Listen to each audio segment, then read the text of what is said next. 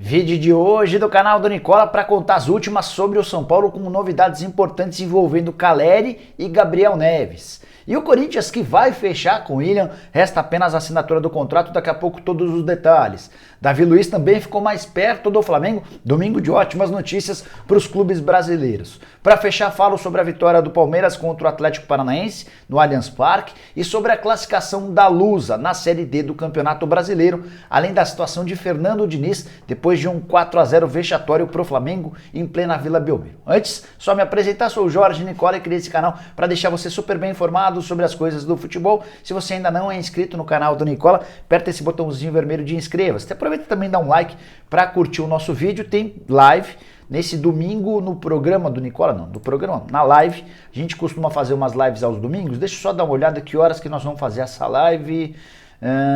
Possivelmente depois da rodada, às 4 às 6 horas. Vou confirmar com vocês na comunidade, tá? Vocês voltem aqui, assistam, olhem na comunidade o horário da nossa live. Prometo tirar todas as dúvidas de vocês, bater aquele papo bem legal que vocês estão acostumados. Bom, bora começar o vídeo falando sobre a minha classificação, sobre a classificação da minha Lusa para a próxima fase da Série D. A Portuguesa venceu o Madureira no Canindé por 2-0, chegou a 23 pontos, manteve a primeira colocação do grupo e não pode mais ser alcançada pelo quinto colocado. Como é que funciona na Série D? 8 times divididos em 8 grupos e os 4 primeiros de cada grupo passam à próxima fase. A Portuguesa tem 23, o Santo André tem 21, os dois já classificados, Cianorte com 19 e o Bangu com 16 seriam os últimos classificados hoje. Só que esse grupo da Portuguesa, que é o grupo 7 da Série D, tem todos os times ainda na briga.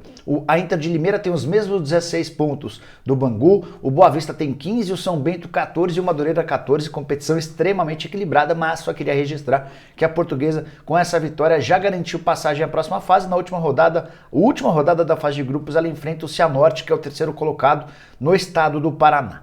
Queria falar agora sobre Série A do Campeonato Brasileiro, começando sobre a vitória do Palmeiras por 2-1 contra o Atlético. Palmeiras que precisava voltar a vencer no Campeonato Brasileiro, tinha deixado o Atlético abrir uma distância de 6 pontos e o Palmeiras com dificuldades venceu o Atlético Paranaense na noite desse sábado no Allianz Parque. Gols da vitória de Luan no primeiro tempo e de Rony no segundo tempo. O único gol marcado pelo Atlético Paranaense foi de Bissoli, que voltou bem do Cruzeiro, tem marcado gols importantes. Jogo equilibrado, jogo difícil, e com os 3 pontos, o Palmeiras conseguiu pular para a segunda colocação de forma isolada com 35 pontos, colocando um pouco de pressão no Atlético Mineiro. O Galo tem 38, o Palmeiras tem 35, o Fortaleza tem 32, só que Atlético Mineiro e Fortaleza ainda jogam na rodada. O Fortaleza recebe o Cuiabá, enquanto o Atlético Mineiro visita o Red Bull Bragantino. Pode ser uma rodada para que o Palmeiras tire pontos de desvantagem em relação ao Atlético, levando em consideração que o confronto em Bragança Paulista é dos mais complicados.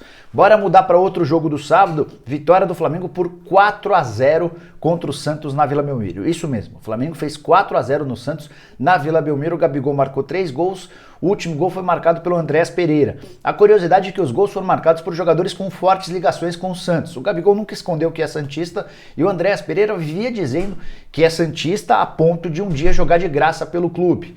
O Santos até tentou contratar o Andréas Pereira, não rolou, e o Flamengo foi quem fechou com um jogador do Manchester United, que logo em sua estreia marcou um gol.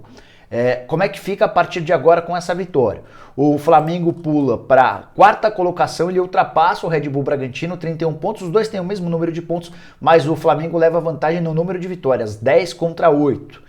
É bem verdade que o Bragantino ainda joga na rodada, mas o Fla tem um jogo a menos do que o Red Bull Bragantino, aquelas questões de jogos remarcados. Já o Santos empacou na 11ª colocação, 22 pontos em 18 jogos. O Santos pode ser ultrapassado nessa rodada. Peixe que não vence há 4 jogos no Brasileiro, são 3 empates e uma derrota. Muita pressão pela demissão de Fernando Diniz. Antes de gravar o vídeo, entrei em contato com um membro do comitê de gestão. Primeiro ele desmentiu a história que surgiu nesse domingo, que o comitê teria feito uma reunião e que só o Rueda teria sido favorável à permanência do Diniz. Não houve essa reunião.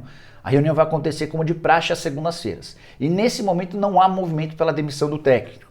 O Santos pretende dar essa oportunidade para que o Diniz tenha uma semana livre para trabalhar para o jogo contra o Cuiabá, e ainda deve ter alguns reforços recém-contratados, a possibilidade também de o Marinho voltar ao time, então não haverá demissão do Diniz.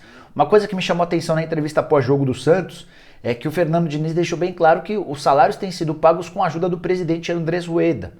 E era essa uma das iniciativas que o Rueda prometia não fazer.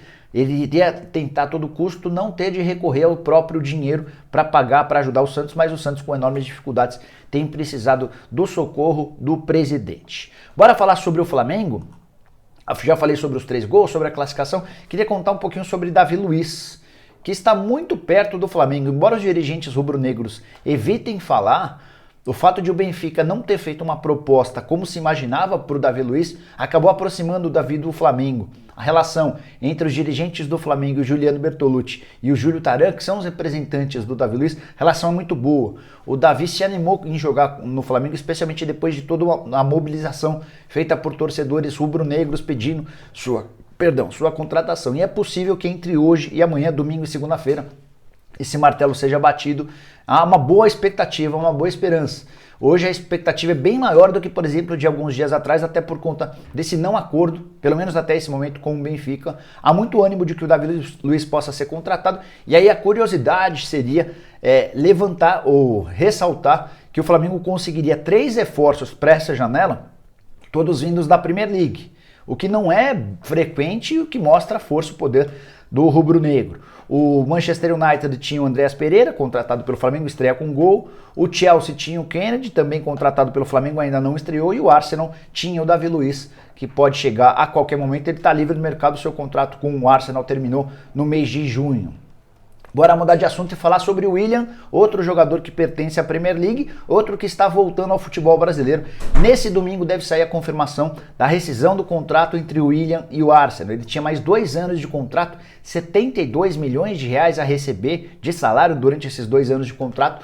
O William topou rescindir o vínculo com o Arsenal, só faltava a assinatura dessa rescisão do contrato, que deve acontecer ao longo do domingo. E o William tem um acordo verbal para jogar no Corinthians, 2 anos e meio de contrato, salário na casa de 1,5 milhão de reais. O William vai praticamente reduzir pela metade seus vencimentos. Ganhava 3 milhões na Inglaterra, vai passar a ganhar 1,5 milhão de reais por mês no Corinthians. Trocou a instabilidade e a falta de opções na Inglaterra pela condição de titular absoluto. E um dos caras mais importantes do futebol brasileiro certamente vai ser esse o status do William.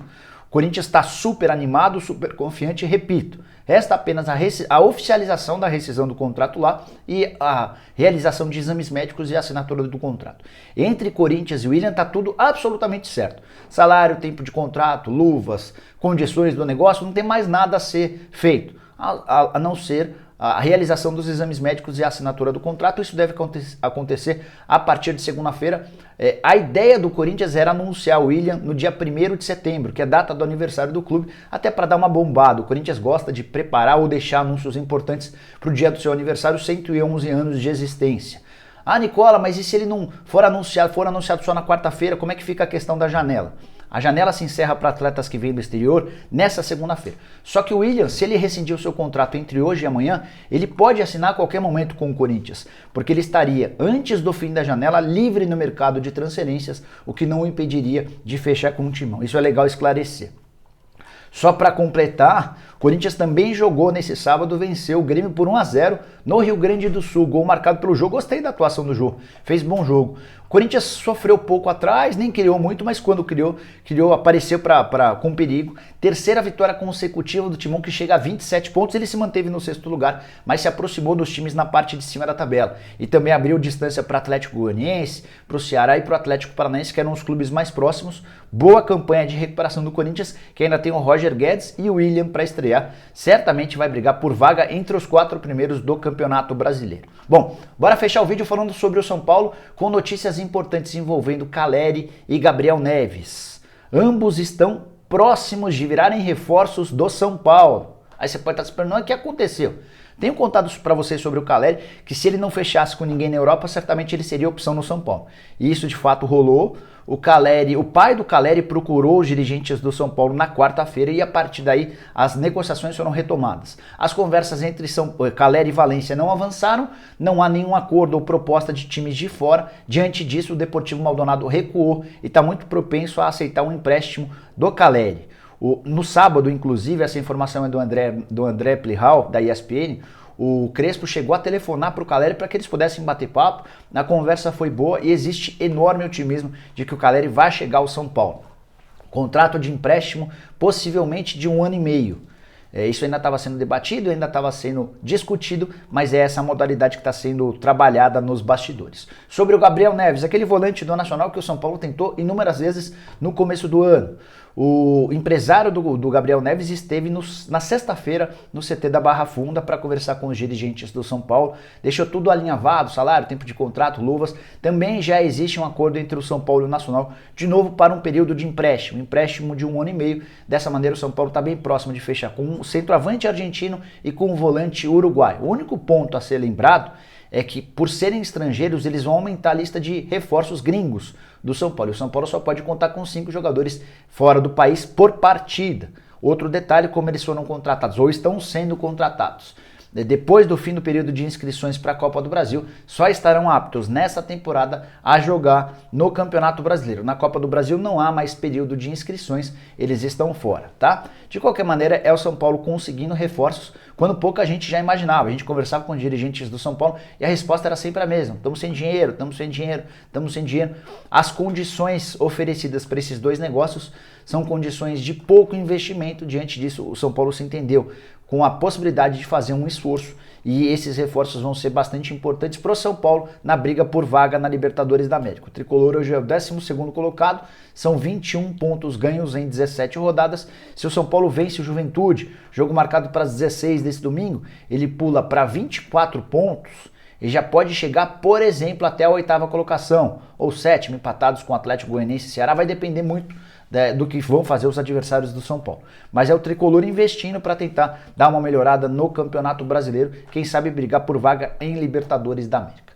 Bom, eram essas todas as informações que eu queria dividir com vocês no vídeo de hoje do canal do Nicola. Espero que vocês tenham curtido o vídeo e deixem um like por aqui. Quem ainda não se inscreveu no canal, vai apertar esse botãozinho vermelho de inscreva-se e a gente se vê um pouco mais tarde na live de domingo. Combinado? Abraço, tchau, tchau!